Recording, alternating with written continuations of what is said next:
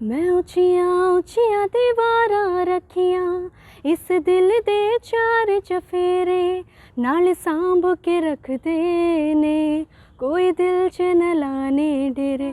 कदे ऐस फुल ते कदे उस फुल ते, यार मेरा तितलियां वर्गा। कसम की कसम है कसम से, हमको प्यार है सिर्फ तुमसे।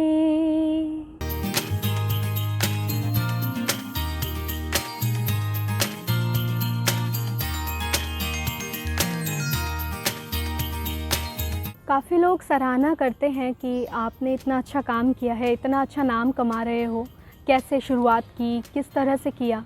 पर मैं कहना चाहूँगी कि कोई भी एक लड़की होने के नाते, एक महिला होने के नाते मैं बता सकती हूँ कि किस तरह की मुसीबतों का सामना हमको करना पड़ता है। छोटी छोटी सी चीज़ों के लिए हमको फ़ाइट करना पड़ता है। तो सबसे पहले मैं कहूँगी कि बाहर से अगर आप किसी को समझाने जा रहे हैं, उससे पहले आप शुरुआत करें अपने घर से। अगर आपके घर में आपके पेरेंट्स आपको सपोर्ट करते हैं तो एक तरह से आपका जो बेस होगा वो बहुत स्ट्रॉन्ग हो जाएगा, और आप अपने जो भी टैलेंट है या जिस फील्ड में भी आप जाना चाहते हैं वो आप जा सकते हैं। मैं यूपी से बिलोंग करती हूँ और जोधपुर राजस्थान में रहती हूँ। जॉब के सिलसिले में डैडी के साथ हम पूरे परिवार के साथ में जोधपुर में शिफ्ट हो गए। धीरे धीरे मैंने गाना सीखा।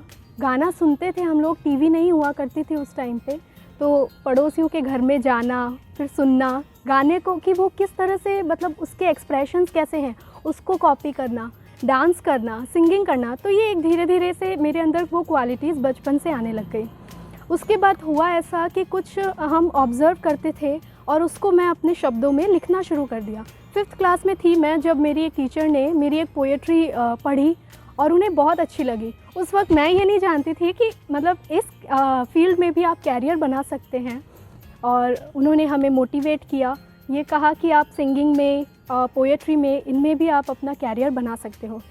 धीरे धीरे मैं आगे बढ़ती रही और मैंने बहुत सीखा। कुछ टाइम बाद जब 12th में आई तब हम लोगों ने प्रेयर जो गाते थे उससे शुरुआत की। धीरे धीरे गाने गाने शुरू किए। एक कवि सम्मेलन में मेरे एक मामा जी हैं, उनके थ्रू मैं एक कवि सम्मेलन में पहुंची। वहाँ से मैं कहूँगी कि एक प्रोफेशनल जो सफ़र होता है वो मेरा शुरू हुआ। पोएट्री के बाद में मुझे एक के बाद एक ऑफ़र आते गए, कवि सम्मेलन के, फिर सिंगिंग के, फिर मैं धीरे धीरे थिएटर से जुड़ी। मैंने कई बारीकियाँ वहाँ से सीखी और इस तरह धीरे धीरे करके मुझे भी खुशी होती गई और मैं आगे बढ़ती गई। सबसे पहले बात करूँ तो जोधपुर से मैंने शुरुआत की। जोधपुर में कई कॉम्पिटिशन्स में पार्टिसिपेट किया और बहुत झिझक होती थी स्टेज पे परफॉर्म करने में, एकदम से काँप जाया करते थे। पर धीरे धीरे झिझक भी खुली और बहुत सारे पार्टिसिपेट किए जिसमें कॉम्पिटिशन्स में, उनको जीता। उसके बाद एक होता है कि स्टेट लेवल पे जाना, जयपुर गए, उदयपुर, ऐसे करके कई जगह पे जाकर पहले तो सबसे पहले पार्टिसिपेट किया कॉम्पिटिशन्स में। कॉम्पिटिशन्स के थ्रू मुझे कई ऐसे कॉन्टैक्ट्स मिले जिन्होंने अपने एल्बम्स के लिए मुझे एज अ लीड सिंगर उन्होंने चूज़ किया और बहुत सारे इस तरह से मैंने गाने गाए। धीरे धीरे करके राजस्थानी इंडस्ट्री में एंट्री कर ली और जीणो जीणो बाजे बायरियो, ये मेरा एक गाना था जिसमें मैंने एक्ट भी किया है और सिंगिंग भी की है। और सबसे फर्स्ट जो सॉन्ग आया था वो था मन्ने पढ़ना दो, उसमें मैंने एक्टिंग की है। और उसके अलावा अगर बात करूँ तो सुपनो नूतन गहलोत जी जो हैं राजस्थानी कलाकार, उनके साथ मैंने काम किया है, और सुरेश चौधरी जी हैं, इन सभी लोगों के साथ मैंने राजस्थानी इंडस्ट्री में काम किया। चोरी सुम्हाने देखे रंगीलो राजकवार, नैनारा करे इशारा केसरियो मुटियार, अरे झाके हौले हौले अनबोलियो सो बोले, अरे झाके हौले हौले अनबोलियो सो बोले।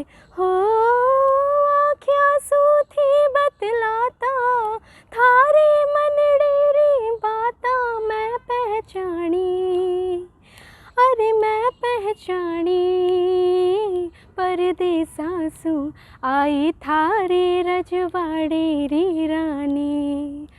झीणो झीणो बाजे बायरिया, नस नस अगन लगावे जी।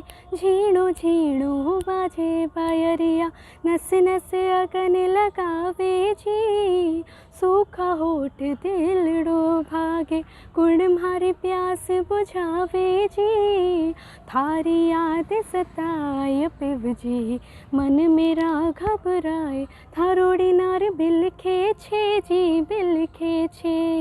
ओ लाल मेरी पत रखियो भला, झूले लालण सिंधड़ी दा सेवण दा। सखी शाहबाज कलंदर, दमादम मस्त कलंदर। अली दम दम दे अंदर, दमादम मस्त कलंदर। अली दा पहला नंबर हो लाल मेरी, हाय लाल मेरी।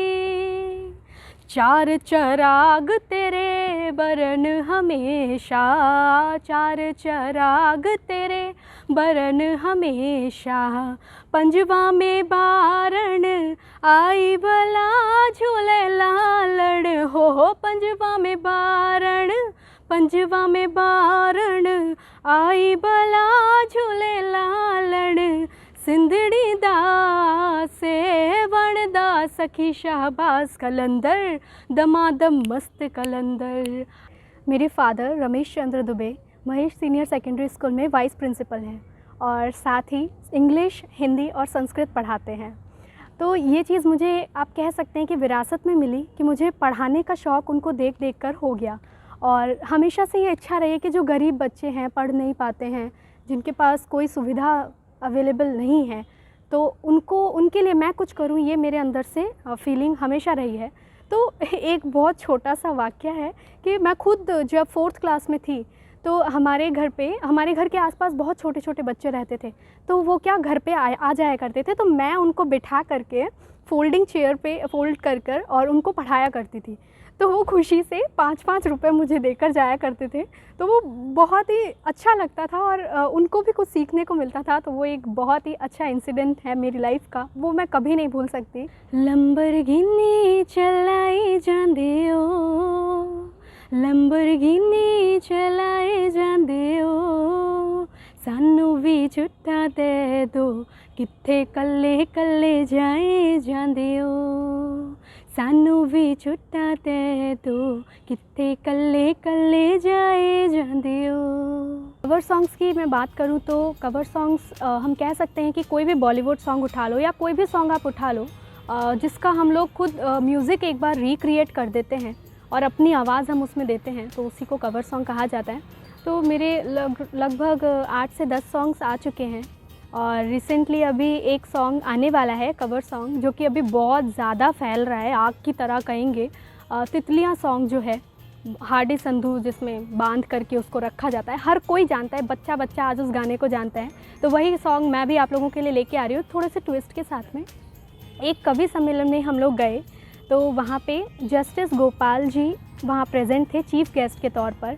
तो जब मैंने एक पोएम बोली, महिलाओं के ऊपर ही बोली, तो उनकी भी बेटियां थीं और उनके आंखों में आंसू आ गए। और वो स्टेज पे आके जब उन्होंने मुझे शॉल से सम्मानित किया और बहुत तारीफ़ की, तो मेरे पेरेंट्स को भी कहीं ना कहीं लगा कि हाँ, ये जो भी कर रही है बहुत अच्छा कर रही है, सही है, कुछ भी गलत नहीं है। उस दिन से उन लोगों ने मुझे आज तक नहीं रोका, हर जगह सपोर्ट करते आए हैं और हर जगह वो लोग खुद साथ कई बार साथ चलते हैं। और आज ऐसा हो गया है कि मेरे जो डैडी हैं उनको इतना इंटरेस्ट हो गया है कि कोई भी सिंगिंग का शो होता है वो पहले पहुंच जाते हैं या मुझे भी बोलते हैं कि चल चल वहाँ चलना है।